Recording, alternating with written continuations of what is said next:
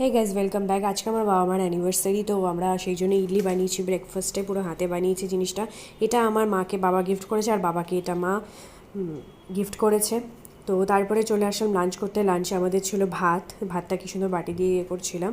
তারপরে ছিল চিকেন, রসগোল্লা এবং আমটা তো বাংলার ফেভারিট, তোমরা জানোই। তারপরে এটা আমরা গিফট করেছিলাম বাবা মাকে, আমি আর আমার বোন, বারবিকিউর জন্য, কারণ কি এটা অনেক দিন ধরে আমাদের কেনার ইচ্ছে ছিল, তো চলো কিনেই নিলাম অ্যামাজন থেকে। তারপরে এটা থেকে হাওয়া করা যায় সেটা তোমরা পরে ভিডিওতে দেখতে পাবে। আর এটা হচ্ছে তেল লাগানোর জন্য, যাতে জিনিসটা ভালো হয়। তারপরে এইটা আমরা সাজাতে লাগলাম।